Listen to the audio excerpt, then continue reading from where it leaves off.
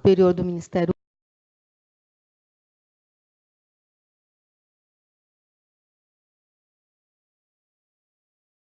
pôde estar presente, não vamos iniciar os trabalhos.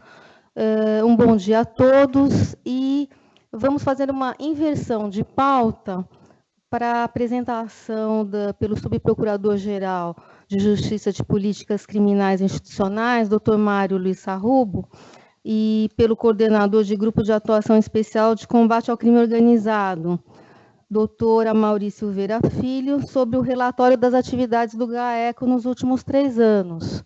Então, eu passo a palavra ao... Não, como o senhor quiser, doutor Sarrubo.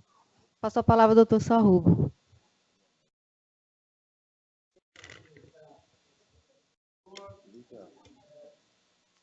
Opa, rapidamente, bom dia a todos, bom dia a todas.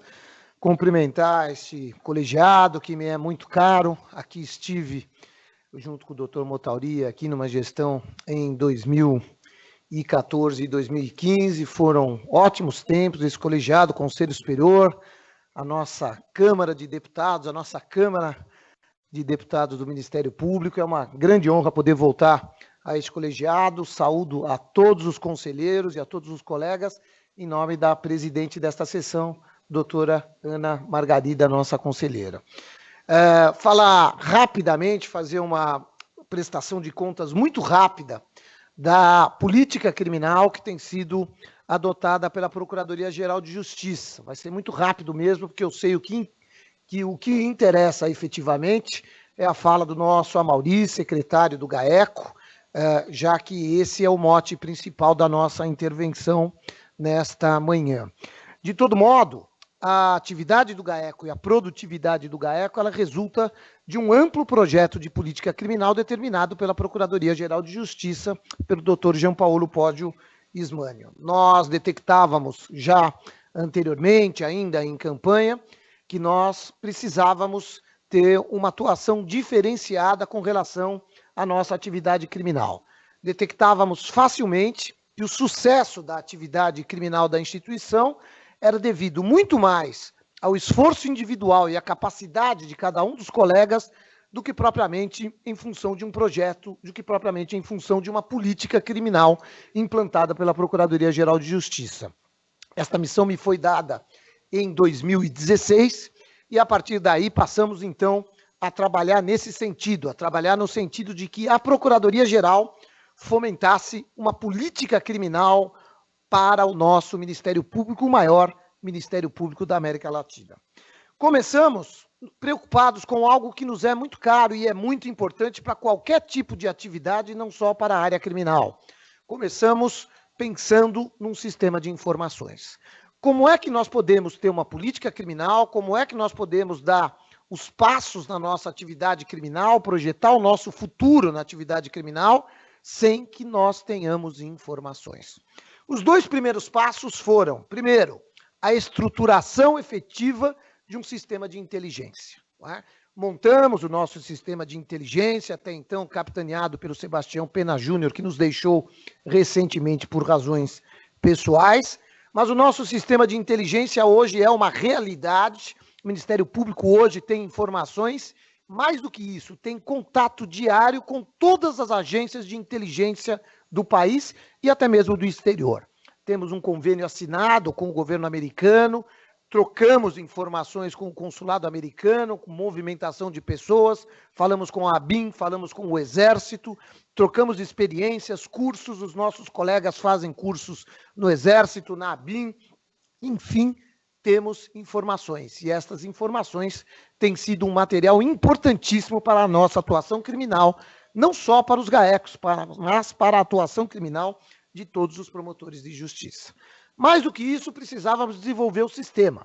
Fomos atrás de um sistema de inteligência que já existe, que já está à disposição de todos os colegas nos seus computadores. Muitos não conhecem, mas ele já existe. Temos rodado o Estado apresentando a SOLI, que é as Soluções Inteligentes, que é um sistema de BI, Business Intelligence, onde o colega pode ter um diagnóstico imediato na tela do seu computador da realidade da sua promotoria, qual o crime com maior incidência, qual o crime com menor incidência, em que horário, em que data, em que local. Mais do que isso, esse sistema, estamos em vias de assinar um convênio com a Polícia Civil, e esse sistema conversará com todas as informações, não só do Infocrim, mas todas as informações do sistema digital da Polícia Civil.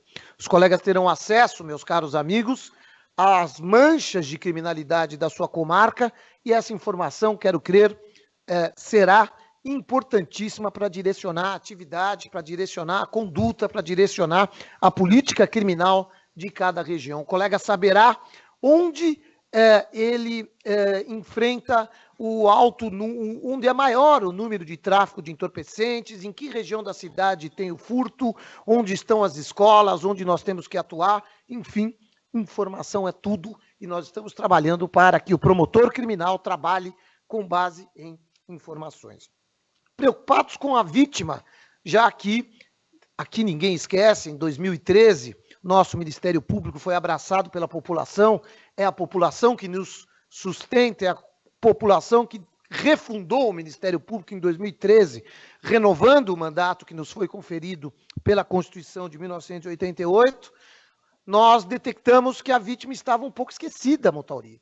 A vítima não fazia parte do processo criminal, não obstante o Código de Processo Penal faça a previsão expressa de que a sentença condenatória criminal deva ter um valor já antecipado de reparação do dano da vítima. E o que nós estamos fazendo pela vítima na nossa atuação diária criminal? Nosso Centro de Apoio Operacional Criminal, capitaneado pelo nosso Arthur Lemos, então preparou um trabalho específico, e hoje o colega acessa a página do Centro de Apoio Operacional e encontra feitas praticamente as medidas cautelares necessárias para se arrestar bens, para se sequestrar bens do criminoso, tudo com vistas a reparar o dano da vítima. Essa é uma realidade, e nós temos fomentado essa política criminal, visitando todo o interior do estado e apresentando a página do Centro de Apoio Operacional e convidando os colegas a esse tipo de atuação. Olha, vamos olhar para a vítima, vamos entrar com as medidas cautelares, é muito fácil, está na mão, é só acessar a página do Centro de Apoio Operacional, ajuizar a medida, apreender o bem, e ao final da ação penal esse bem estará, ou o produto desse bem estará à disposição das vítimas ou dos familiares das vítimas a título de reparação de danos. Víamos a frustração dos colegas que batalhavam nos seus processos, no seu plenário de júri, convencendo o juiz de direito, e viam os seus processos, todo o seu trabalho ruir por uma decisão no Tribunal de Justiça, ou pior, no Superior Tribunal de Justiça ou no Supremo Tribunal Federal. E o doutor Ismândio determinou logo de início, logo na primeira semana, que eu instalasse na Subprocuradoria Criminal um núcleo de acompanhamento de processos nos tribunais superiores. Claro, a escassez de estrutura que nos toca a todos, toca também a esta a subprocuradoria. Então, quando nós falamos num núcleo, parece que temos lá 10 funcionários, analistas, nada disso. É uma analista, e eu e a doutora Suzana Henriques da Costa, que me acompanha, que monitora todos os processos criminais de interesse da instituição, seja no Tribunal de Justiça, seja no STJ e no Supremo Tribunal Federal. Capitaneamos, convidamos os colegas a apresentarem suas teses criminais mais importantes, fizemos um mapeamento nos tribunais superiores e passamos a trabalhar, a tentar ingressar naqueles processos que eram de outros ministérios públicos, de outros estados, nós procuramos ingressar como amicus curiae. Encontramos, meus caros amigos, minhas amigas, algumas dificuldades, porque, pasmem, o Supremo Tribunal Federal, ele aceita a defensoria como amicus curiae num processo da defensoria, mas não aceitava o nosso Ministério Público, Eduardo Del Campo, porque diziam os ministros: já temos o MPF, já tem o MP, por exemplo, do Rio Grande do Sul, por que o MP de São Paulo precisa entrar como amicus curiae nessa tese? Fato é que estudamos, mapeamos e descobrimos quem é o maior entusiasta no Supremo do amicus curiae, ministro Luiz Fux. Encontramos um caminho, encontramos um crime talvez não muito importante, o artigo 305 do Código de Trânsito Brasileiro, havia lá uma arguição de inconstitucionalidade. Relator, ministro Fux. Fomos ao Supremo Tribunal Federal, argumentamos com o ministro Fux a importância e a necessidade do MP de São Paulo se manifestar nas teses criminais mais importantes da nação, o ministro se sensibilizou. Fomos aceitos como amicus curiae e a realidade, aquele sonho se tornou realidade. O doutor Ismânio sustentou oralmente, em novembro, a tese da instituição e fomos vencedores, quase que por unanimidade, apenas com 2 votos contra a constitucionalidade do artigo 305. Isso é o menos importante, meus amigos e minhas amigas. O mais importante é que hoje estamos sendo admitidos como amicus curiae no Supremo Tribunal Federal. Isso é muito importante para a consagração das nossas teses. Esse núcleo, é bom que se diga, tem feito o acompanhamento de processos, daqueles processos evidentemente mais importantes de todos os colegas. Temos ido a Brasília 1, 2 vezes por mês com pauta, marcando presença no STJ, marcando presença no STF, mostrando a cara da nossa instituição e, creiam, invertendo decisões, mostrando a importância do Estado de São Paulo, mostrando a importância da atuação do Ministério Público do Estado de São Paulo. Temos fomentado também, e eu já caminho para o final, o acordo de não persecução penal, algo que nos assustou muito no começo, algo que trouxe muitas dúvidas, muita insegurança, mas quero aqui afiançar e relatar a firmeza, a perseverança e a serenidade do doutor Ismânio, que desde o início nos pediu calma e nos levou ao entendimento de que essa era uma política que, eu sei que o termo é ruim, mas de empoderamento, por que não, da atividade criminal da instituição.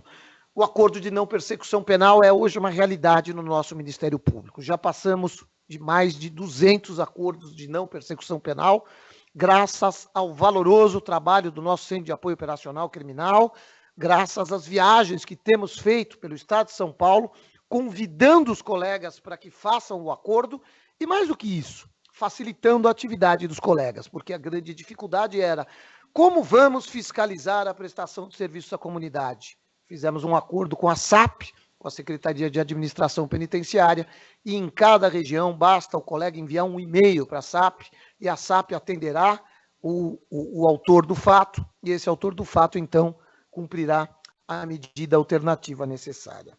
Por fim, e vamos ao que interessa, o nosso GAECO. Quando assumíamos, doutor Ismânio pedia, Sarrubo, precisamos resgatar o nosso GAECO. Nosso GAECO anda muito tímido. O que se faz é sempre resultado de um trabalho individual, de um esforço individual, de A, de B ou de C. Precisamos reestruturar o GAECO. E a primeira reestruturação veio com uma mudança muito importante, que é o atendimento ao perfil do promotor de GAECO. O promotor de GAECO é um promotor com perfil específico. E o doutor Ismânio dizia, Sarrubo, somos mais de 2.000 membros. Temos membros para todas as atividades. E temos membros que têm perfil específico de GAECO. Portanto, vamos passar a nomear para os GAECOs não mais aquele critério objetivo que é tranquilizador, nos dá um conforto imenso, o mais antigo vai para o GAECO. Não. Tivemos a coragem, doutor Ismânio teve a coragem de nomear nem sempre o mais antigo da lista de interessados, mas aquele que tinha mais perfil de GAECO. Chamamos o Amauri, que é o nosso secretário, que era aquele promotor cuja testa está escrito GAECO, todo mundo conhece o Amauri como homem do GAECO, e o Amauri, depois de muita insistência, né, doutor Ismânio, levamos ele para o gabinete, trancamos a porta, jogamos a chave fora e falamos, você só sai daqui se aceitar o nosso convite para assumir a secretaria do GAECO. E com o Amauri nós mudamos a cara do GAECO. Não é? Após várias reuniões, chamamos os mais antigos, fizemos um diagnóstico e entendemos, o Amauri vai falar aqui agora, que era necessário um GAECO que trabalhasse naquilo, e essa frase é dele, na tríplice vertente no combate à atividade criminosa. O que é isso? Não basta combater uma vertente do crime organizado, que é a organização criminosa como um todo. Precisamos combater a finalidade da organização criminosa, que é a lavagem de dinheiro, que é o lucro. Então, precisamos ter no GAECO promotores especializados em lavagem de dinheiro. Mais do que isso, o crime organizado está invariavelmente, sempre ligado também a corrupção de agentes públicos. Portanto, o promotor do GAECO tem que ter também atribuições na área do patrimônio público e social. E hoje, quando se deflagra uma ação dos GAECOS, ao mesmo tempo entramos com a ação de lavagem de dinheiro, a ação criminal contra a organização criminosa e também a ação civil pública envolvendo eventual corrupção de agentes públicos. Estamos combatendo o crime em sua tríplice vertente. O sucesso dos GAECOS se deve à atuação e à credibilidade do nosso Amaury, a quem eu passo imediatamente a palavra, pedindo desculpas se me excedir, mas é uma prestação de contas do nosso trabalho nos últimos 3 anos que nós consideramos muito importante. Agradeço a atenção de todos e passo a palavra ao Amaury, que é o secretário do GAECO. Muito obrigado.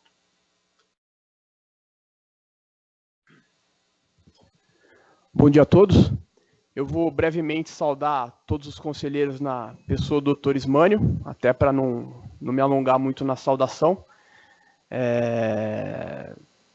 Vou pedir já aqui escusas antecipadas. É a primeira vez que eu venho aqui falar perante o Conselho. Eu me sinto à época do concurso, quando o Dr. Sabella me escrutinou e me apertou ao extremo lá. Confesso que estou um pouco tenso aqui. E, doutor Sabella, como essa é a primeira vez que eu falo para o senhor, agora formalmente e oficialmente, quero crer que ao final da minha fala aqui, que pretendo ser breve, o senhor tenha pelo menos um vislumbre que valeu a pena o investimento que o senhor fez na minha aprovação. Tá? Bom, então saldo aí o doutor Ismânio, não vou saudar todos os conselheiros um a um, porque me pediram para ser breve aqui em razão da pauta dos senhores aí, eu vou tentar... Como já foi discutido e analisado o relatório na reunião passada, que o Dr. Rossini apresentou, eu vou passar rapidamente por cima de alguns números, trazer alguma coisa nova e ontem, elaborando a apresentação final, que é basicamente o que o Dr. Rossini já mostrou com algumas modificações, eu trouxe algo que eu tento sempre fazer com o meu grupo lá do GAECO, que é algo propositivo para essa reunião, uma proposta que eu vou fazer para os senhores aqui do meio para o final. Tá? Então... Passando a apresentação. Como estava com um problema aqui para conseguir fazer a apresentação funcionar, meu funcionário acabou imprimindo a apresentação. Acho que eu vou distribuir uma para cada conselheiro. Quem quiser voltar uma tela, alguma coisa, acho que é fácil de ir acompanhando o raciocínio. Só um minuto.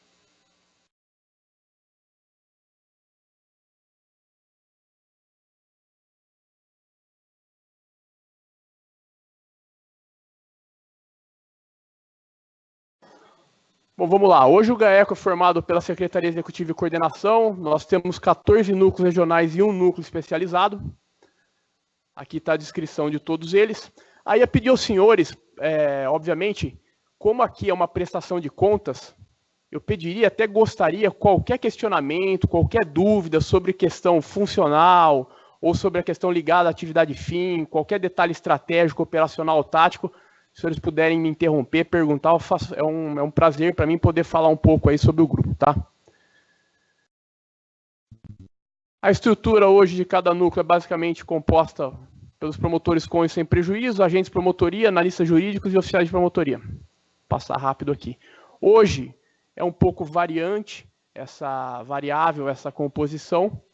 Hoje nós temos 65 colegas designados, 39 com prejuízo, 26 sem prejuízo. E temos 7 forças-tarefas do GAECO em funcionamento. Vou voltar a essa questão um pouco mais à frente. Bom, nesses 3 anos, esses são alguns dos indicadores que a gente trabalha mês a mês para poder avaliar como o pessoal tem trabalhado. Não são os únicos indicadores. Eu trouxe alguns aí para fazer um resumo. Alguns importantes aí é o volume de operações, que foi uma média nesses 3 anos de uma operação a cada 3 dias. E depois, na sequência, a gente vai falar um pouquinho sobre a transformação na forma de atuação que hoje cada promotor do GAECO e cada núcleo do GAECO tem operado. Aqui só um comparativo relacionado a cada um desses indicadores de produtividade, para mostrar o crescimento experimentado nesses 3 últimos anos. Aí são os dados de 2016, 2017 e 2018. Então aí o número de operações, aqui é o número de buscas cumpridas durante o ano, número de presos relacionados ao PCC, número de denúncias. Esse salto aí, que quase dobrou de 2017 a 2018, ele foi resultante de um ajuste fino referente à implantação e efetivo funcionamento das forças-tarefas que eu mencionei no GAECO. Isso gerou um aumento quantitativo, como dá para ver, e um aumento qualitativo, que é o que eu vou explicar na sequência. O número de denunciados também subiu de 2017 para 2018 quase 70%. Também decorrente das forças-tarefas.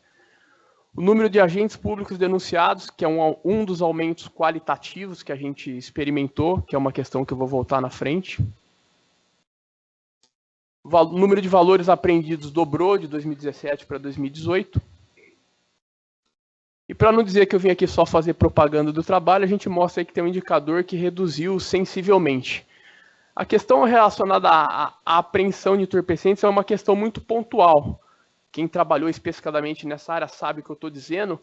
Então, normalmente, quando a gente acompanha o trabalho relacionado a entorpecentes, acompanha transportes ou manutenção em depósito de droga, a gente sabe que é uma questão muito pontual. Se a gente dá sorte, entre aspas, de interceptar um carregamento grande, o indicador no final do ano vai bater quase o trabalho feito durante o ano todo em uma só apreensão, que foi o que aconteceu em 2017. Foram 2 grandes apreensões realizadas por 2 núcleos, que elevou o valor para 31 toneladas. Para se ter uma ideia, a gente fechou agora o primeiro quadrimestre, que é quando eu faço a contabilidade dos grupos, e o que tem apreendido já de entorpecente nesses 4 meses já quase está chegando muito próximo às 16 toneladas do ano passado.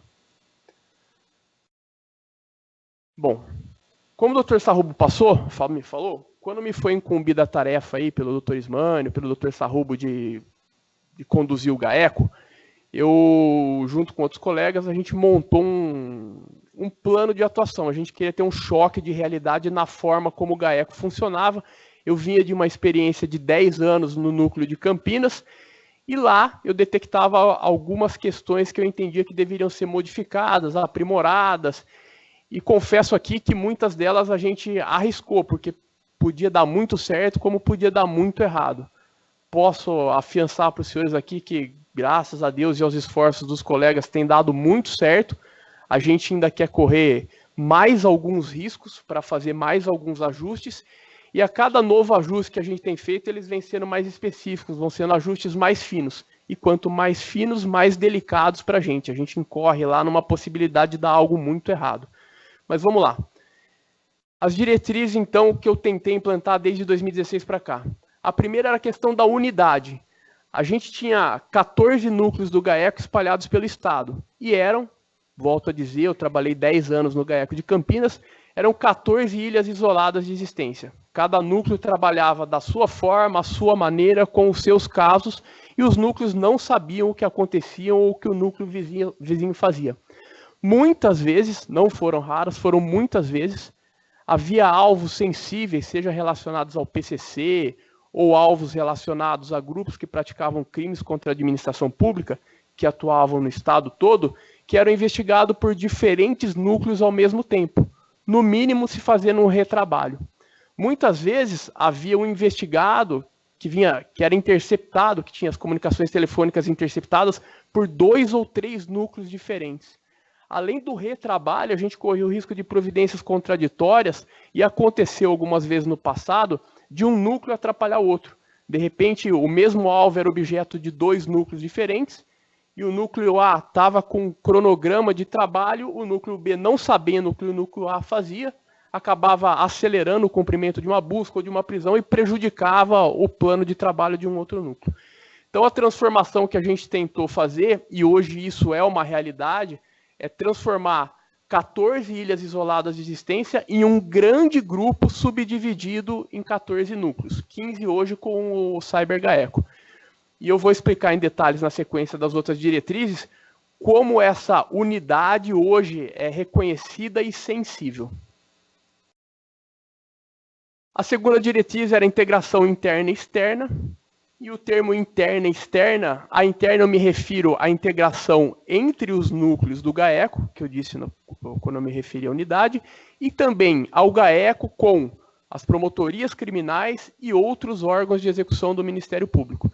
E a integração externa, obviamente, são com as outras instituições que são os nossos pilares de atuação. Toda vez que há uma notícia, seja no âmbito do MP, seja na mídia, de que o GAECO desenvolveu uma operação, nunca, em hipótese alguma, é um trabalho isolado do Ministério Público ou do GAECO. Sempre é um trabalho do GAECO, do MP de São Paulo, com algumas outras instituições. No mínimo, uma instituição policial para dar o cumprimento nas ordens de busca, nas ordens de prisão, porque nós não somos policiais, e policiais devem executar essa parte operacional. Sem contar as diversas outras instituições cada vez mais necessárias, cada vez mais parceiras do MP de São Paulo, como o Tribunal de Contas, o COAF, a ABIN e outras tantas. Esses dois princípios, compartimentação e compartilhamento, eles estão intimamente ligados com a questão da unidade. A partir do momento que a gente transformou 14 grupos diferentes em um grande grupo dividido em 14 núcleos, o necessário era que todos soubessem o que todos estavam fazendo, justamente para que a gente pudesse ter uma atuação coordenada e não mais atropelada e muitas vezes contraditória. Isso vinha ao encontro de dois princípios inerentes aí, tanto à atividade investigativa como à atividade processual, que é o próximo item, atividade de inteligência, atividade investigativa, que é a compartimentação e o compartilhamento. Olha, quando tratamos com informações ou com conhecimento, ainda mais um conhecimento sensível, como é aquele relacionado à investigação de crime organizado, a gente precisa pautar nossa atuação pela compartimentação e pelo compartilhamento. E esse ajuste com a unidade do GAECO, ele foi um pouco difícil no começo, houve um pouco de reticência, alguns colegas foram refratários, e isso também é uma realidade hoje. De que maneira? A gente faz isso numa questão bem prática, e agora acho que os senhores vão entender quando eu digo que hoje a gente é um grupo coeso e uno. Quando antes a gente tinha 14 núcleos trabalhando em trabalhos isolados e ninguém sabia o que cada um estava fazendo, hoje a gente trabalha da seguinte maneira. Toda a nossa reunião mensal, cada núcleo faz um breve resumo daquilo que está fazendo, e o principal, quando em uma determinada investigação se detecta a existência de uma organização criminosa, cujos braços passam por outros núcleos ou têm reflexos em outras regiões do Estado, imediatamente isso tem que ser reportado no grupo, ou seja, a gente está flexibilizando a compartimentação de informações, que antes ficava restrita àquele núcleo, compartilhando no momento antecipado, que não necessariamente após uma providência judicial, justamente para que os outros núcleos saibam, o núcleo de Campinas tem um trabalho versando sobre uma fraude à licitação, cujo grupo que frauda a licitação também está fraudando a licitação em Rio Preto, em Bauru, em Ribeirão Preto, em Santos. E a partir desse momento, quando é detectado que um trabalho de um núcleo interessa a outros núcleos, forma-se imediatamente uma força-tarefa, um grupo multinuclear de trabalho, e aí esse trabalho vai ser conduzido com a participação de diversos núcleos, capitaneado, obviamente, por aquele núcleo que detectou a informação originariamente. E é muito sintomático que toda vez que um núcleo apresenta uma determinada informação, olha, estamos investigando um grupo formado por João, Francisco e José, que tem fraudado licitações aqui em Santos. Quase que imediatamente outros núcleos já se manifestam, seja porque conhecem aquelas empresas, conhecem aqueles alvos, ou porque já tem trabalhos em andamento. E aí a gente ajusta o trabalho para ser feito de uma maneira uníssona, coordenada, integrada, é montado um cronograma de trabalho, é montado um grupo de trabalho em WhatsApp, um grupo de trabalho por e-mail, todo de maneira segmentada e com proteção criptografada, para que a gente possa evoluir e, no final do trabalho, ajustados os times dos diferentes núcleos, poder dar uma resposta estatal do poder público a essa organização criminosa o mais completa possível. Como eu disse, essa questão está ligada intimamente à questão da compartimentação e compartilhamento, a conceitos que são inerentes aí, principalmente à atividade de inteligência, mas também à atividade investigativa. E a gente tem tido uma preocupação nesses 3 anos em separar as duas coisas, do que é atividade de inteligência e do que é atividade investigativa.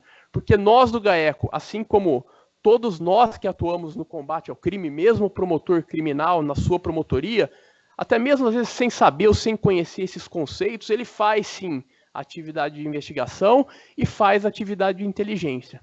E essa é uma cultura que a gente tem tentado incutir aqui no Ministério Público, de saber diferenciar essas duas questões e saber usar essa diferenciação da maneira mais proativa possível. Porque o reverso disso, confundir atividade de inteligência com atividade investigativa processual, é perigosíssimo e com resultados possivelmente desastrosos. Tá? Nesse contexto, desde 2016, a gente vem tentando buscar a capacitação dos nossos membros e servidores nas mais diferentes áreas. Passa pelos senhores aqui vários pedidos nossos de autorização para que colegas frequentem cursos aí específicos em diferentes áreas. Por exemplo, na atividade de inteligência. O Exército Brasileiro, a Escola de Inteligência do Exército, ele tem um curso muito refinado. Eu frequentei em 2012, há muito tempo. E a gente já conseguiu aí de 2016 para cá capacitar quase, agora vai mais um, se os senhores autorizarem, obviamente, deve ir para 14 ou 15 colegas já formados na doutrina de inteligência, que além de trazer o conhecimento para o GAECO, vem com a missão de difundir esse conhecimento, inclusive principalmente para os promotores que não integram um grupo, deve fazer essa diferenciação da atividade de inteligência para a atividade investigativa. Além dessa capacitação na área de inteligência, a gente tem conseguido, muito graças aos esforços aí do termo de convênio que a gente celebrou com o consulado americano, a capacitação em investigações sensíveis, investigações telemáticas, investigações cibernéticas, muitas delas proporcionadas pelo Departamento de Estado e pelo Departamento de Justiça americano. Eu mesmo, junto com o colega Pena, tivemos a oportunidade de frequentar um curso que o Dr. Rossini frequentou lá no passado, acho que o Dr. Rochelle também, se eu não me engano. Passamos lá 3 semanas nos Estados Unidos, visitando várias agências e várias forças-tarefas, que é a próxima diretriz aí, e aprendemos muito. E tudo isso que tem sido aprendido, seja pela Secretaria Executiva, seja por quem está à frente da inteligência, seja pelos colegas que são encaminhados para esses cursos, eles vêm com a obrigação de replicar para o grupo como um todo, e volto a dizer, replicar especialmente para aqueles colegas que não integram o GAECO. E a gente tem tido sucesso nisso também. Conceito de força-tarefa. Acabou ficando muito em moda aí por conta da Lava Jato, mais recentemente, mas o conceito de força-tarefa é uma coisa que já vem do militarismo, a origem dele, a gente tem estudado bastante a respeito, mas ele é uma coisa já inerente na área privada há muitas décadas. E vou explicar rapidamente como a gente tem conduzido isso no GAECO. Para fazer essa explicação, eu vou parafrasear, eu não sei quais dos senhores conhecem, o senhor Davi Brassanini. Ele é o representante do FBI para toda a América Latina. Ele tem com a gente aqui várias vezes, ele fez diversas palestras, reuniões, tem a troca de informações. Em uma das reuniões do GAECO aqui, falando sobre a forma de atuação do FBI, ele usou a seguinte expressão: não há no FBI hoje um agente que não seja em algum momento membro de uma força-tarefa. Ou seja, nós temos no GAECO um número limitado de colegas. A gente não pode, e nem deveria, não é essa a nossa ideia, inflar o GAECO com colegas. Então a gente tem aquele número X flutuante entre o número de colegas com prejuízo e sem prejuízo. Mas a partir do momento que a gente produz, ou quanto mais a gente produz, mais demandas são geradas. A retroalimentação do nosso sistema de trabalho. Na medida em que a gente tem que atender essa demanda e não pode e não deve inflar o GAECO com muitos mais colegas, a gente implantou o sistema de força-tarefa. O que é? Destacar alguns colegas de alguns núcleos para compor um grupo que vai ter Um tempo determinado com um objeto específico, que é o conceito inerente à força-tarefa. Ou seja, hoje, praticamente todo colega do GAECO ele tem as suas atribuições no seu núcleo de origem e, paralelo a isso, ele também integra uma força-tarefa que é montada pela Secretaria Executiva para cumprir uma missão específica por um tempo determinado. Tem um capitão, que a gente brinca, dessa força-tarefa, que ele vai conduzir os trabalhos, se reportando à Secretaria Executiva, não porque eu tenho hierarquia, mas porque deve haver uma coordenação entre os núcleos e todas as forças-tarefas. E com esse conceito de força-tarefa, a gente tem conseguido, com os mesmos recursos humanos, produzir muito mais. Óbvio que para o colega, além do trabalho do núcleo de origem, ele ter mais uma atividade que é integrar uma força-tarefa, no princípio o colega falou assim, ixi, mas a gente já não está dando conta aqui, vai ter tal. Mas, ante a dificuldade ou ante esse novo tipo de desafio, todos, sem exceção os colegas, eles brigam para participar das forças-tarefas, porque é algo realmente diferenciado. Eu estabeleço alguns objetivos, como eu posso mostrar na sequência aí, e no grupo a gente fala, olha, tem uma força-tarefa cujo objeto vai ser específico tal, por exemplo, na questão de lavagem de dinheiro na região X, Y, Z, eu precisaria de interessados. E aí os colegas se manifestam, têm interesse, muitas vezes eu fico numa situação delicada, porque eu tenho que selecionar, a gente começa com um grupo de 5, e às vezes fica um de fora, o cara já me escreve que queria ter participado daquela força-tarefa, para não esquecer dele na próxima. Isso para mim é muito gratificante, porque apesar da situação delicada, mostra que esse conceito tem funcionado. Em razão de algumas forças-tarefas instituídas no ano passado, a gente dobrou o número de denúncias oferecidas, foi de 146 para 297. E é aquilo. Como não podemos ampliar nossos recursos humanos, vamos readequá-los e realocá-los para atender a demanda e para produzir mais e produzir melhor. Produzir melhor, esse é o grande tópico aí. E seguindo aí, se funciona no FBI, deve funcionar aqui no MP de São Paulo. Foi mais ou menos nessa linha que a gente seguiu. Qualificação dos resultados intimamente ligada à eficiência e a questão que está ligada à diretriz principal, que é o que o Dr. Sarru mencionou, que é a tríplice vertente da nossa atuação. Ao longo dos anos, eu assisti os núcleos do GAECO produzirem cada vez mais, em termos quantitativos. Se prende mais, se apreende mais drogas, se produz mais em termos quantitativos. E, vou dar o exemplo aqui, por exemplo, do PCC, a gente não precisa ser muito estudioso na matéria, basta ler a imprensa, que hoje fala todos os dias sobre o assunto, que na última década e meia, muito se prendeu, muito se apreendeu de entorpecentes e de drogas do PCC, e por conta de uma série de fatores legislativos, processuais, sociais, administrativos, de governo, e também equívocos aí de todas as instituições, inclusive a nossa, o PCC só cresceu. Isso mostra que a gente estava indo em algum caminho errado. E o que se aplica ao PCC se aplica a outras organizações também. Ou seja, o método tradicional de atuação, o método que nós, promotores de justiça, estávamos ou estamos acostumados a atuar, o método tradicional, a gente está preocupado ali em fazer a investigação, fazer o trabalho processual, atacar a atividade criminosa organizada ou não primária, oferecer a denúncia e conduzir o processo até o final. Isso todos os senhores sabem, eu não preciso ficar falando aqui. Quando a gente consegue, na hipótese mais fácil, finalmente encarcerar o criminoso, o sistema penitenciário não vai dar a resposta que o Estado deveria a ele. Muitas vezes, de dentro da cadeia, ele vai continuar a comandar um esquema, se não reforçar ou reestruturar aquele esquema. A gente, na verdade, usando uma expressão que a gente cunhou aí dentro do grupo, acaba mandando ele para um escritório do crime organizado.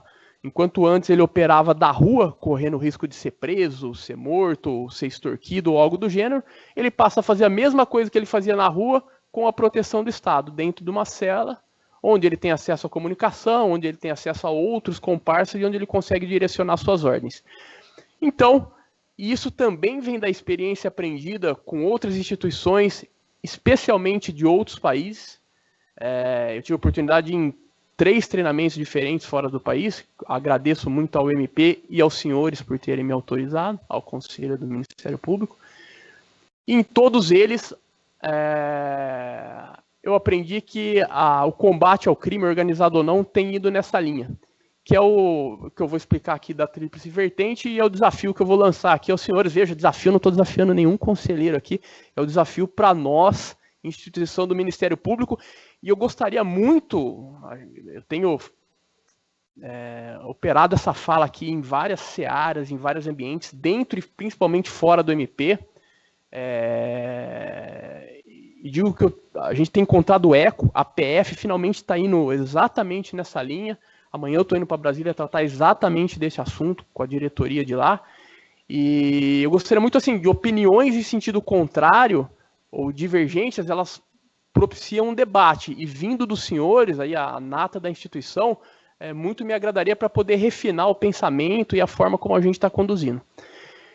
Vou explicar a questão. Diretriz principal, tríplice vertente da atividade criminosa organizada. A gente representou ela nessa figurinha. O que quer dizer isso?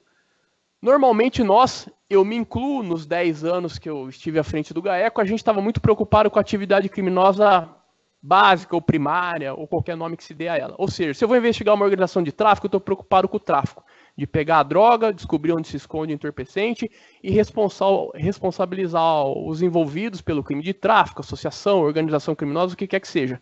O processo segue, eu vou conseguir uma pena, o cara vai ficar preso, vai continuar fazendo o que faz, logo vai sair e tudo mais. Eu não consegui estancar a organização criminosa, como a gente não conseguiu até agora estancar o PCC e outras tantos, em especial aquelas que operam nos crimes contra a administração pública. Por quê? Toda organização criminosa, ela opera necessariamente com 2 pilares de sustentação, que é a lavagem de dinheiro e a corrupção de agentes públicos. Explico rapidamente. Excetuados aqueles grupos criminosos que praticam crimes raciais, crimes de ódio, os grupos de extermínio, que felizmente ainda é uma raridade aqui no Brasil, todo grupo criminoso que se junta para praticar um crime, ele tem um objetivo de lucro. Ele quer ganhar dinheiro, ele quer construir riqueza. Se ele faz lucro, se os seus integrantes oferem riqueza, dinheiro, valores, eles querem usufruir disso, transformar isso em imóveis, em vida abastada, em viagens, em benefícios para seus familiares. Nessa transformação da origem ilícita do patrimônio arrecadado de maneira criminosa para a utilização dele publicamente, ou seja, para essa reinserção no sistema econômico financeiro, esse é o termo técnico, ele necessariamente passa por um sistema de lavagem de dinheiro, seja um sistema rudimentar, seja um sistema sofisticado. Então, conclui-se que todo grupo criminoso organizado de pequena, média ou grande monta, ele deve necessariamente contar com um sistema para usar os valores produzidos de maneira criminosa com aparência de licitude, perfazendo, portanto, uma conduta esculpida na lei de lavagem de dinheiro. E aqui a grande questão. Se toda organização criminosa, e hoje praticamente todo crime de média monta aí, ele gera uma conduta que vai caracterizar um crime de lavagem de dinheiro, ainda mais agora com a flexibilização dos crimes antecedentes, a pergunta, será que o Ministério Público tem combatido o crime e também esse pilar que o sustenta? Porque muitas vezes, ou quase todas as vezes em que atacamos a organização criminosa e esquecemos de atuar na lavagem de dinheiro, a gente perde várias janelas de oportunidade e perpetua a manutenção dessa organização. O mesmo raciocínio se aplica a grupos que operam o terrorismo no mundo todo. A lavagem de dinheiro, os sistemas usados para lavagem de dinheiro, rudimentares ou sofisticados, eles são exatamente os mesmos utilizados para financiar grupos terroristas. Quando a gente ataca um grupo criminoso e deixa de lado a lavagem de dinheiro, a gente, primeiro, deixa de responsabilizar os integrantes desse grupo por uma conduta cujas penas, muitas vezes, são menores que a da lavagem de dinheiro. Se a gente ataca um grupo que faz exploração de jogo ilegal, onde vem a corrupção e outros crimes, e a gente não ataca a lavagem de dinheiro, a gente está perdendo a oportunidade de aplicar esse grupo sanções criminais muito maiores do que a sanção inerente à atividade criminosa básica ou originária. Segunda questão, responsabilizando ou conseguindo o encarceramento de criminosos e permitindo-se a manutenção do seu esquema de lavagem e de retroalimentação desse sistema criminoso, esse grupo vai se reorganizar em muito pouco tempo. Na verdade, ele não vai nem se reorganizar, ele não vai parar de funcionar. Essa é uma experiência aí, posso dizer, aqui é uma autocrítica, que nos meus 10 anos de GAECO na atividade FIM em Campinas, eu deveria ter prestado muito mais atenção nisso, ou se eu tivesse feito isso, talvez eu tivesse resultados mais satisfatórios para mim hoje. E aqui eu faço uma ponderação que eu sempre faço nas reuniões do grupo e nas reuniões fora. Eu tenho aí, graças ao ok do Dr. Sabella, 20 anos de MP, já ofereci muitas denúncias. E muitas denúncias nos meus 10 anos de GAECO.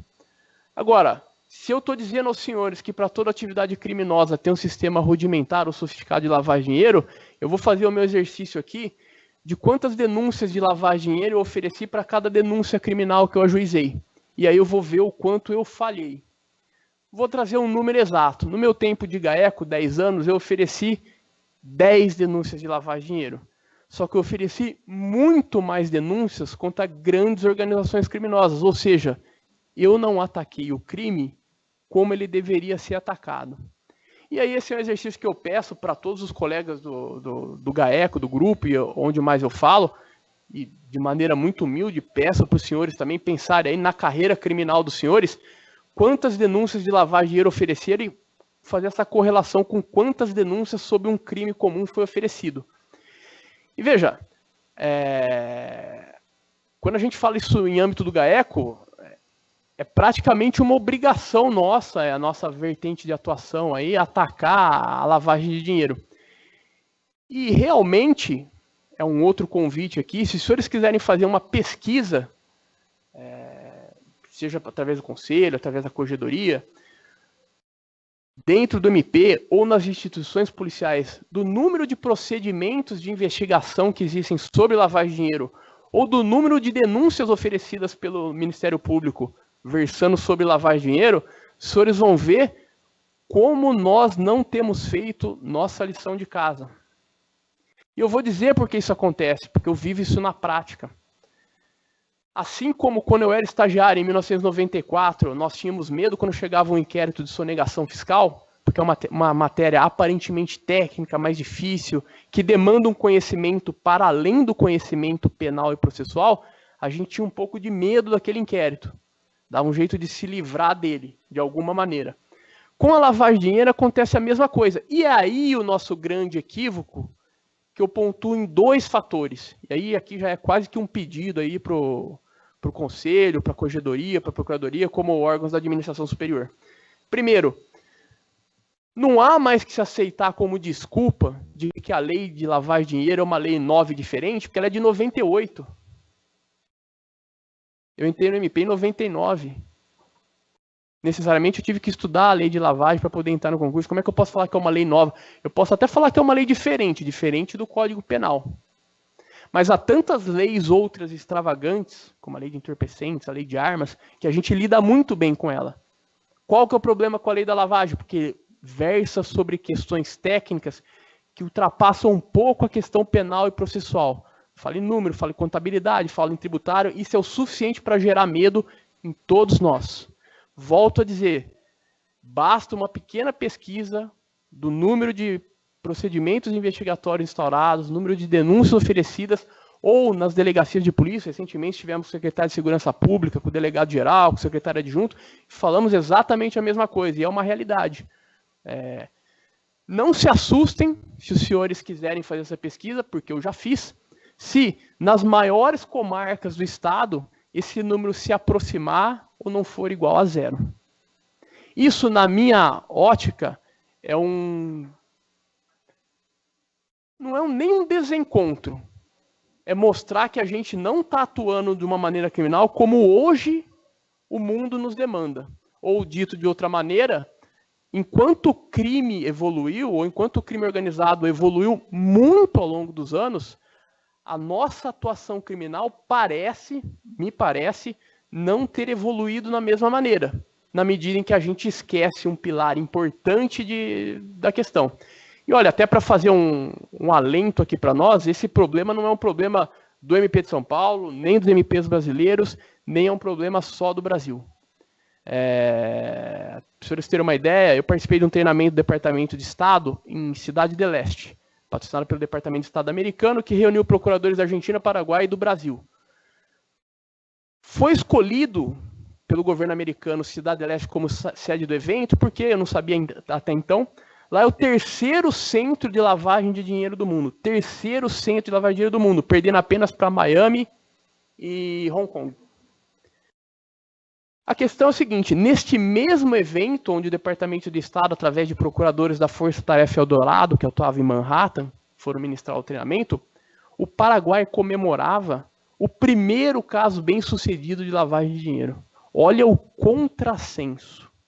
E para não dizer que estamos falando apenas de nós latinos, pesquisas recentes divulgadas aí, têm mostrado que o índice de responsabilização por lavagem e recuperação de ativos criminosos na União Europeia é baixíssimo, muito baixo mesmo. E lá, como todos os senhores sabem, depois da dissolução da União Soviética, foi lá que o crime organizado em escala mundial efetivamente, realmente proliferou pelo mundo.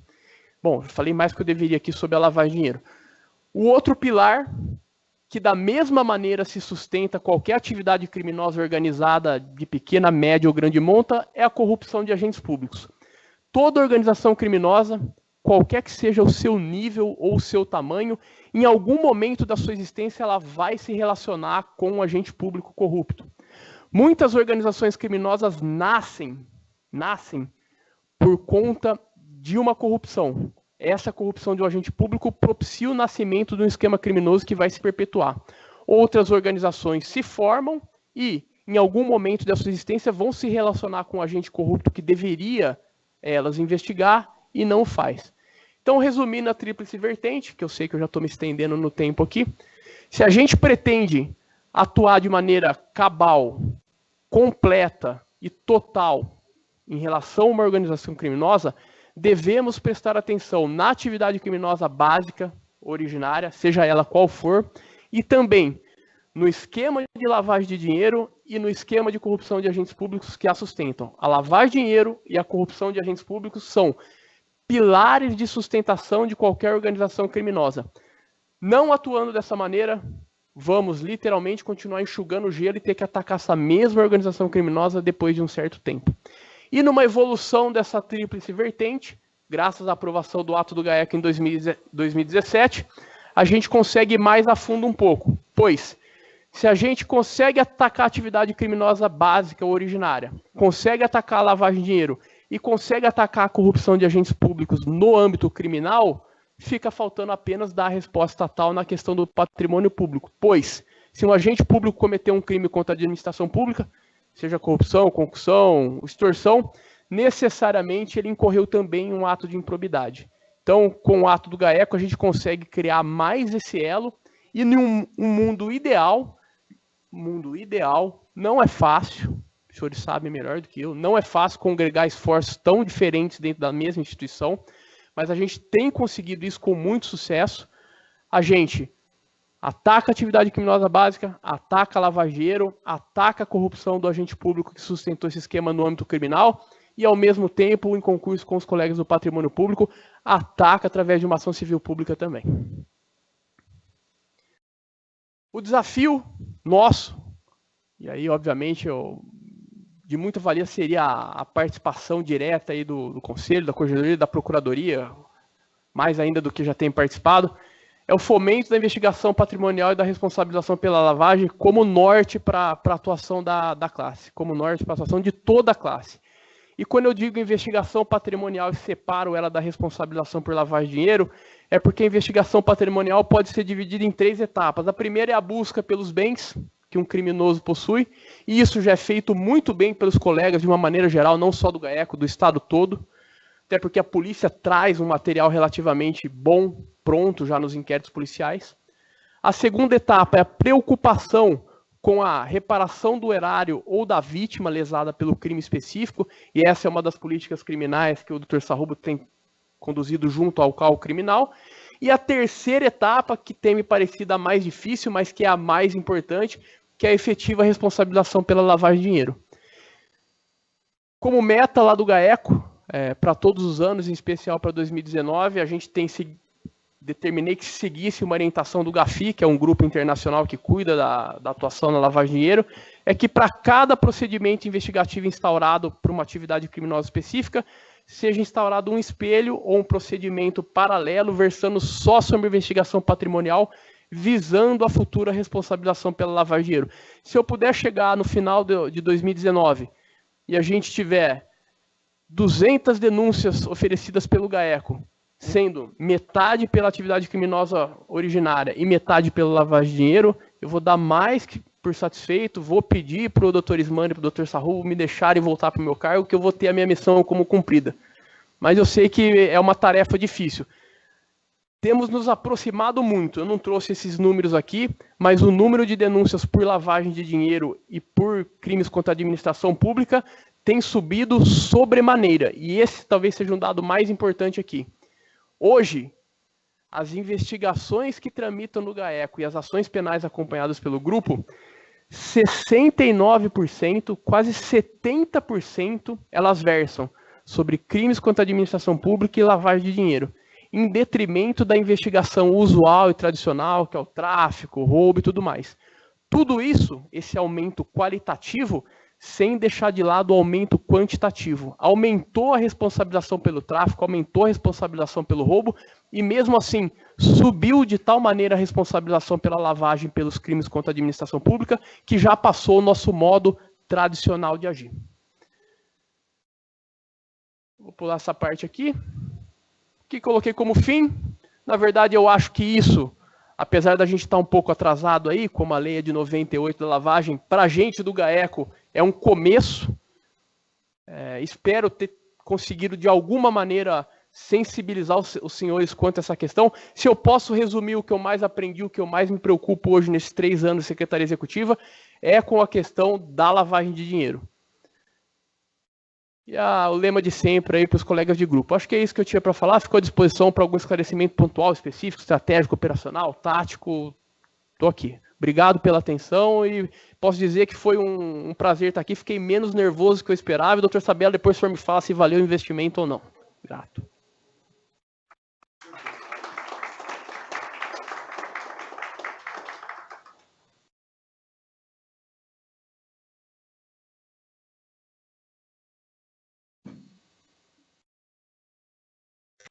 Bom dia a todos. Parabéns ao Amaury pela belíssima explicação, pela belíssima condução do nosso GAECO, com resultados muito expressivos no nosso dia a dia.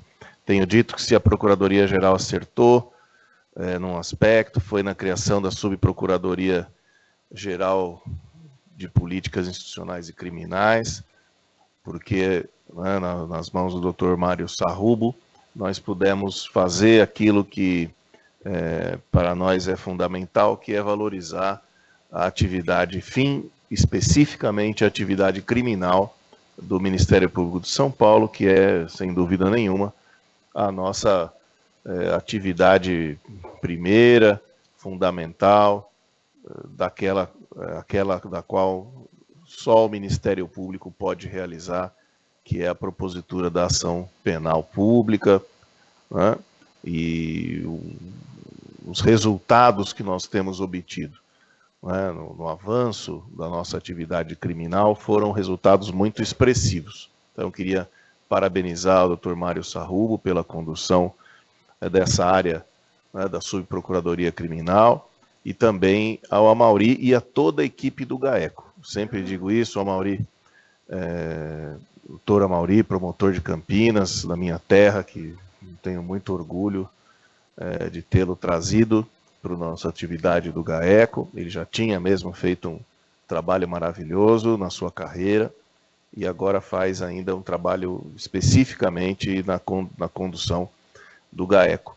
E eu sempre tenho pedido a ele, quando ele me comunica as operações e o sucesso, tenho pedido a ele para que cumprimente a todos os colegas do GAECO em meu nome, e eu aproveito para fazer isso, né, mais uma vez, de público, porque são todos colegas de imenso valor, de talento, estudiosos, dedicados, e junto com o nosso Centro de Apoio Criminal, não é, que está aqui o nosso Marcelo, que está aí presente, e é fundamental que a gente possa trabalhar desta forma, integrados, coesos, fortes, né, unindo a primeira com a segunda instância, unindo também, né, toda a nossa capacidade de articulação, e a instituição toda tem respondido e apoiado essas atividades.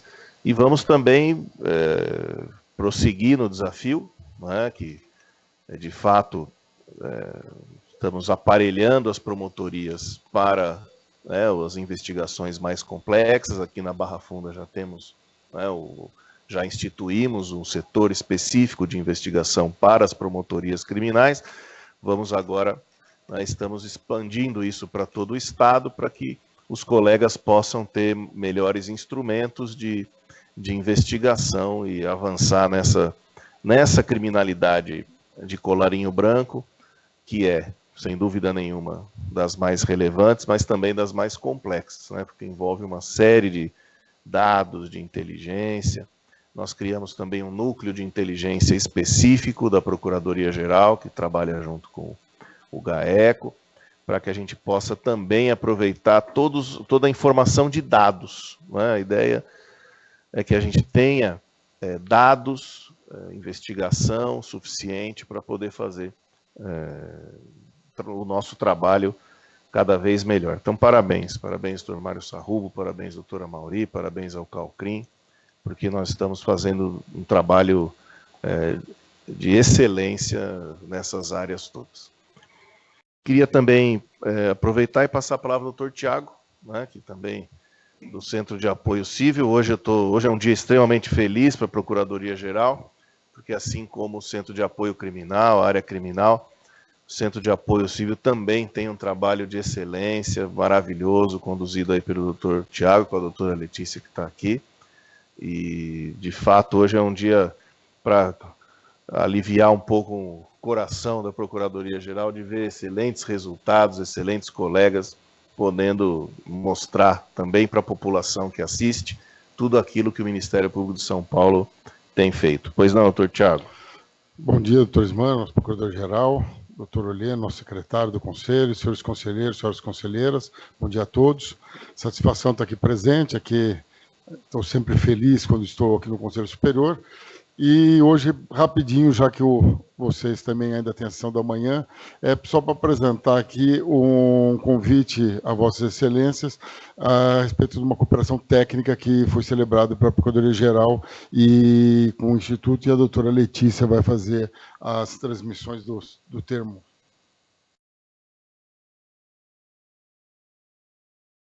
Bom dia a todos, senhores e senhoras, doutor Ismânio, doutor Heleno. Vou ser breve, porque realmente eu sei que o horário está bem avançado. É só para explicar. O acordo de cooperação foi marcado para assinatura na próxima semana, no dia 21, pelo doutor Ismânio e pelo Instituto de Protestos. Só para explicar para o Conselho, porque qual que é a necessidade de mostrar para os senhores qual que é o objeto desse termo de cooperação, porque nos pareceu ser muito relevante para os compromissos de ajustamento de conduta que são aqui homologados. Por que o CAU Cível apurou essa necessidade de haver o protesto dos TACs, né? Falar TACs que é mais fácil, descumpridos. Porque, assim, a gente recebe muitos atendimentos dos colegas reclamando da ausência de efetividade das execuções dos TACs descumpridos. Porque hoje em dia a gente percebe, primeiro, demora muito, né, a execução. Segundo, quando começa a ter os mecanismos de constrição de bens, não se acha bens. Por outro lado, a gente percebe uma preocupação dos indivíduos, da sociedade, de ter o nome limpo, A gente sabe que quando consegue sujar, entre aspas, né, que é a negativação do nome, a gente consegue medidas muito mais rápidas para satisfação do bem da vida, que é o objeto do TAC.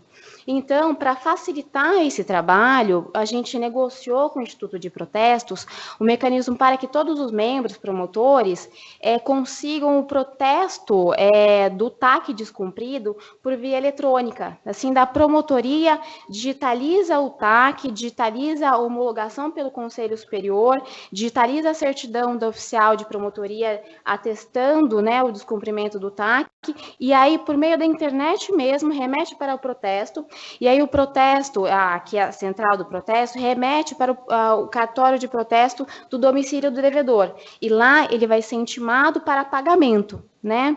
E aí, ao mesmo tempo, ele vai já ser negativado nos órgãos de proteção de crédito, o que atrapalha muito a vida cotidiana dele. Então, com isso, a gente pretende dar uma maior efetividade ao cumprimento do objeto do TAC. E aí, nesta oportunidade da publicação da celebração do convênio, o CalCível vai publicar também um roteiro explicando não só como que é operacionalizado esse protesto por via digital, mas também a gente vai ressaltar a posição do Conselho Superior em relação a diversos temas, inclusive para garantir a execuibilidade desse TAC. Por exemplo, a gente vai ressaltar uma súmula do Conselho Superior que trata da destinação de recursos para fundos, né, que a gente sabe que tem uma divergência, que muitas vezes os TACs prevêem a destinação de multas para outros destinos que não os fundos legalmente instituídos. Enfim, a gente vai também tentar publicar, orientar os colegas para que adotem práticas nos TACs, primeiro, para que facilite a homologação pelo Conselho Superior, segundo, para que facilite a execuibilidade depois pelo cartório de protesto e até realmente em juízo. E aí eu aproveito também a oportunidade para colocar à disposição o centro de apoio para os senhores. Se os senhores percebem que nos TACs sujeitos à homologação tem cláusulas que realmente no futuro vão dar problema para conseguir executar, porque o TAC é um título executivo extrajudicial, né? Então a gente tem que ter essa preocupação de garantir a execuibilidade. Então eu me coloco à disposição para receber as orientações dos senhores em relação às cláusulas que necessitem ser aperfeiçoadas nos TACs que são submetidos aos senhores. É isso. Muito obrigada.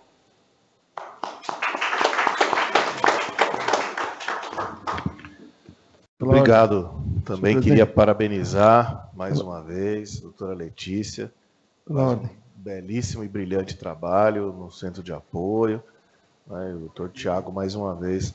Eu acho que nós podemos adotar, porque como as nossas transmissões atingem, né, a sociedade toda agora, nós podemos adotar essas medidas que são importantes para popularizar, mostrar tudo aquilo que o Ministério Público vem fazendo na defesa da sociedade. A palavra está aberta aos senhores para qualquer questionamento, os dois centros de questões aí criminais ou cíveis, a palavra está aberta. Senhor presidente, uma questão de encaminhamento só, pela ordem. A doutora Letícia, eu queria parabenizar o doutor Tiago, mas aproveitar o ensejo e assim pedir para o nosso secretário já oportunizar uma reunião da doutora Letícia com os nossos analistas. São eles que examinam a maioria dos procedimentos que tem TACs para examinar, para a gente perceber a diretriz que nós podemos eventualmente tomar a partir desse diálogo excepcionalmente construtivo, né? E não queria também deixar de dizer, e agora já, né, como pela ordem, né, da satisfação de ver um trabalho uma entrega tão... Eu tenho uns alunos que sexta-feira vão debater em classe o poder de investigação do Ministério Público. Eu passei para eles essa apresentação, resultado, para mostrar que a comunidade, né, que a sociedade acertou ao apoiar a derrubada da PEC 37 há alguns anos. É só isso. Pois não, doutor Isabel. Senhor Procurador-Geral, senhores conselheiros, os queridos amigos, eu tomo da palavra apenas para fazer um rapidíssimo registro que se traduz em uma mensagem de congratulações a todos os colegas que hoje visitam o Conselho E considero até um dever indeclinável fazê-lo em face de ter sido 2 ou 3 vezes mencionado pelo Amaury. Quero cumprimentar a Letícia, quero cumprimentar o Tiago, Mário Sarrubo e o Amaury. Mas quero começar cumprimentando o Procurador-Geral de Justiça. No Príncipe de Maquiavel há uma passagem em que ele afirma que o bom governante se identifica, sobretudo, pelos homens que consegue reunir à sua volta. Identifica-se um bom governante pelas escolhas que faz. E nós sabemos que ninguém pode ser bom governante sem ter uma certa capacidade de devassar o íntimo da criatura humana, do outro, do semelhante.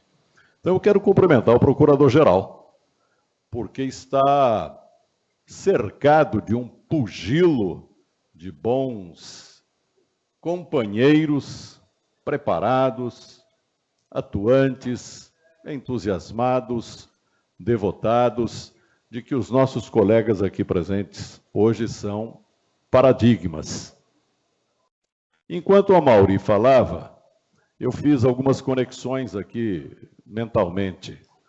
A história bíblica nos revela que o primeiro diálogo que Jesus teve com Pedro tinha o seguinte texto: passando pelas beiras do mar da Galileia, encontrou Pedro e seus irmãos e lhes indagou: o que fazeis? E Pedro respondeu: nós pescamos, Senhor. Então Jesus formulou o convite que deu início ao seu convívio com o mais velho dos apóstolos. Ele disse: vinde comigo e eu vos farei pescadores de homens. Por que me lembrei desta passagem? Porque vejo os integrantes da comissão de concurso como pescadores de homens. E agora vou vendo os meus olhares no tempo e rebuscando lá nos recônditos da memória já fatigada, alguns dados e alguns cenários daqueles longos meses de seleção de uma centena de colegas, eu vejo que nós que integramos aquela banca, não só pelo Amaury, mas por outros, nós fomos bons pescadores. E nessa linha, aliás, o doutor Ulisses Guimarães, com quem eu tive o privilégio de conviver um pouco ao longo da vida, especialmente durante os trabalhos da Assembleia Nacional Constituinte, o doutor Ulisses repetia com muita constância uma frase, estabelecendo a seguinte simetria entre o político e o pescador. Dizia ele: o político é como um pescador. Ele joga o anzol nas águas, mas ele não sabe bem o que vai fisgar, pescar, conseguir. Às vezes consegue um grande peixe, às vezes consegue um pequeno peixe, e às vezes não consegue peixe nenhum. E às vezes, depois de conseguir, o peixe escapa, porque como tudo na vida é dialético, o encontro entre o pescador e o peixe também é dialético. Mais que isso, é um encontro de confronto, por mais paradoxal que possa parecer a construção linguística que agora aqui se faz. Então, à luz da metáfora do doutor Ulisses, mais uma vez eu me convenço de que nós fomos felizes como pescadores da comissão de concurso de 1999. Essa exposição feita pelo Amaury demonstra muito claramente que nós caminhamos passos largos em poucos anos numa das atuações mais essenciais do leque de funções do Ministério Público. As atividades, digamos assim, preliminares, paralelas ou posteriores à atuação contra o crime, como nós sabemos, elas envolvem a inteligência e a informação, que o Amaury muito bem distinguiu e que não vem ao caso alongar aqui agora.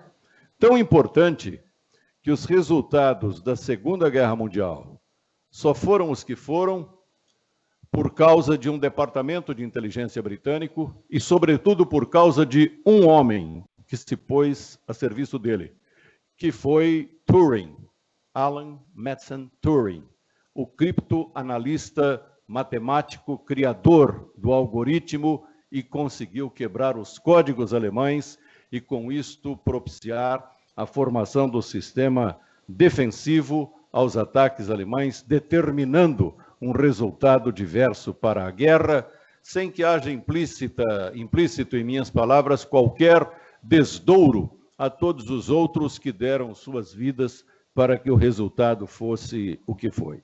Então, estas atividades são absolutamente imprescindíveis se instituições como a nossa quiserem ter algum êxito no combate ao crime que se alastra, que graça e se dissemina, e nós só temos que nos dispor a oferecer cada vez mais apoio, cada vez mais suporte, como o doutor Procurador-Geral tem feito, aos colegas que devotadamente se entregam a essa atuação. É uma atuação que envolve riscos colaterais, é uma atuação diferenciada sob todos os pontos de vista. E eu diria, finalmente, o seguinte, Amaury, e ainda aqui eu vou buscar no fundo da memória uma passagem histórica. Louis Madelin fez da vida de José Fouché o motivo da sua tese de cátedra na Universidade Sorbonne. Mas para escrever a biografia do ministro da Polícia de Bonaparte, ele trilhou todo o caminho da vida de Fouché. Desde o seu nascimento em Nantes, passando por Lyon, onde esteve durante muito tempo, por várias outras cidades, como procônsul da Revolução Francesa, até o fim no exílio. E ele narra que, na iminência da restauração, quando Luís XVIII estava para voltar, Talleyrand, Charles-Maurice Talleyrand, que alguns chamam de Talleyrand, mas é Talleyrand mesmo, foi incumbido de dizer a Fouché que ele seria exilado, que a monarquia iria voltar, que ele seria exilado. E como é próprio dos diplomatas, não foi um recado direto, foi um recado numa roda, num dos salões mais frequentados de Paris naquela época, e Talleyrand se aproxima do grupo, pede licença, excusez-moi, fixa os olhos nos olhos de Fouché e lhe diz: a América está numa fase de desenvolvimento extraordinária. A América é um excelente lugar para se viver. Como nós tínhamos ali dois gigantes da diplomacia, um entendeu o outro. E Fouché foi exilado. Mas não escolheu a América. Passou pela Alemanha, pela Tchecoslováquia, depois morreu na Itália. Pois bem, antes que isso acontecesse, como havia comprado uma casa em Aix-la-Provence, uma herdade extraordinária, pegou todo o seu acervo de papéis das atividades de informação, contra-informação, como ministro da Polícia, dos seus longos anos a serviço de Bonaparte, e o jogou na lareira. Conta Madelin que a lareira ardeu por 2 dias. E o seu sucessor, que foi Savary, não encontrou um só acervo documental para se orientar sobre a situação verdadeira da França e da Europa. E eu citei isso para lhe dizer o seguinte: eu não tenho lareira e também não tenho o hábito de queimar papéis. O meu acervo é grande e eu nem preciso dele para me lembrar, nem preciso consultar anotações para me lembrar que nem foi preciso apertá-lo muito, para usar o seu próprio verbo, para que obtivesse a sua aprovação ou obtivesse respostas a contento de acordo com o nosso nível de exigência. A minha memória me diz que você teve uma excelente performance, era uma promessa e se tornou realidade. Então, parabéns. Olha, Mauri, eu nunca recebi um elogio tão bonito quanto esse elogio que você recebeu agora, né? De fato, conviver com o Dr. Sabella é uma alegria para todos nós, né? Todos nós que podemos estar aqui, eu tenho, enfim, a alegria de estar com ele há muitos anos, desde a associação, é mesmo um privilégio, né? Mais uma vez, poder usufruir da sua cultura, da sua amizade, enfim. Então, mais uma vez, saímos felizes, né? E cientes de que cumprimos nosso papel, isso é o que é o mais importante de tudo. Muito bem, vamos então agradecer aos colegas e vamos prosseguir a nossa pauta de hoje.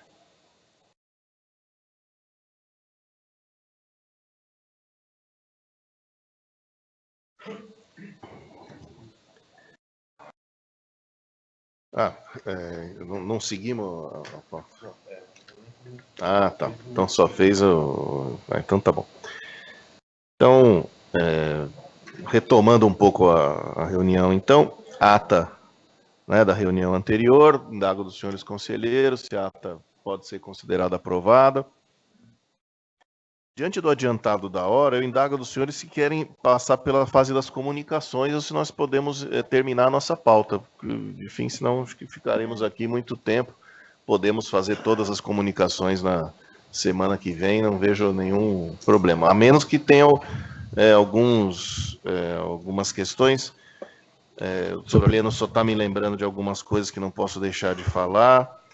Votos de pesar pelo falecimento da senhora Luísa Gesualdo Xavier de Freitas, mãe do doutor Marco Antônio Gesualdo Xavier de Freitas, terceiro promotor de justiça de Araras, Marília Gesualdo Xavier de Freitas, 12º promotor de justiça de Sorocaba, e João Eduardo Gesualdo Xavier de Freitas, procurador de justiça aposentado. Também, ela foi esposa do doutor, né, do doutor Oscar Xavier de Freitas, então também vai aqui, né, consignando a importância da senhora Luzia, não só porque é mãe de 3 colegas muito queridos, mas porque, sobretudo, foi esposa de um dos grandes procuradores gerais, que teve aí uma passagem histórica importantíssima pela nossa instituição. Também profundo pesar pelo falecimento do senhor Carlos Henrique Nogara, filho do Dr. Armando Nogara, promotor de justiça aposentado. E aqui, né, os votos de louvor, né, por aposentadorias, Dr. Fernando de Andrade Martins, 7º promotor de justiça de Franca, Dr. Reginaldo Martins Costa, 86º procurador de justiça da Procuradoria de Justiça Criminal, colegas que também fizeram história em nossa instituição, né, galgaram postos relevantes, fizeram trabalhos muito importantes na defesa da sociedade. Fica aqui o registro, né, da sua importância e do louvor pela carreira que exerceram aqui no Ministério Público. Então, se os senhores me permitirem, doutor Rochel. Senhor presidente, só fazer um registro. Quando o doutor Rossini, na semana anterior, publicizou o relatório encaminhado pelo GAECO, eu tomei a liberdade, conversando com alguns conselheiros, de fazer contato com a doutora Cláudia Habib, do GAEMA, e solicitei a ela que procedesse da mesma forma, né? Porque nós temos conhecimento de uma série de trabalhos que são muito bem executados em nível estadual pelo GAEMA, distribuído pelos seus 10 núcleos regionais, e ela ficou muito entusiasmada e vai encaminhar um relatório, e eu já anteciparia o meu pedido para que ela tivesse a oportunidade de vir aqui também fazer essa exposição em uma data oportuna. Sem dúvida. Como eu disse, acho que nós podemos aproveitar esse espaço que está em contato agora com a sociedade para poder mostrar tudo aquilo que o Ministério Público realiza na defesa da sociedade. Acho que todos os conselheiros podem fazer as solicitações das áreas que entenderem importantes, sem prejuízo da Procuradoria-Geral, Secretaria, também poder realizar, porque acho que essa é uma grande oportunidade, né, para que a gente possa divulgar o nosso trabalho. Olha, excelência, eu só queria fazer um registro, porque dentre os aposentados, um é do meu concurso, doutor Fernando, E o outro é meu amigo particular, doutor Reginaldo Martins Costa, então eu queria fazer só um registro em ata, saudando essa nova etapa dos dois, em especial doutor Reginaldo, com quem eu trabalhei em Santos, estudamos juntos, então eu queria fazer esse registro em ata, peço permissão, apesar do horário. Muito obrigado. Pois não. Então, prosseguindo, o item 2 da pauta são embargos de declaração referentes à representação civil MP 43.0739.0001.023/2019-3, protocolado 21.034/19, relatora conselheira Joiese. Conselheiro Rosini pediu vista, então. Na verdade, senhor presidente, eu vou tentar ser muito breve. O voto tem praticamente 15 páginas, 10 páginas, mas é cópia de um voto já lavrado aqui pelo doutor Eduardo Del Campo, pelo conselheiro Del Campo, que eu fiz transcrição praticamente integral. O que se discute aqui é a possibilidade de embargos de declaração nas nossas decisões, tá? O voto da conselheira é pelo não conhecimento, né, dada a ausência de previsão regimental desses embargos. O posicionamento que eu adoto e que vem por inspiração do doutor Eduardo é que esses embargos são cabíveis por conta da norma de extensão do artigo 15 do Código de Processo Civil, mas não dou provimento a eles. Então, vou ler a emenda, eu não sei se é o caso de lê-lo inteiro, dado o adiantado da hora, mas... Eu vou fazer uso do último pedido de vista possível em casos desse tipo, e vou pedir vista com base no parágrafo 2º do artigo 262, combinado com o parágrafo 2º do 239 do nosso regimento, que permite mais uma vista, que já foi feita a primeira pelo doutor Rossini, eu gostaria de solicitar vista. Eu queria ainda encerrar minha fala, dada a vista, então eu vou ler o voto, talvez no momento certo, porque...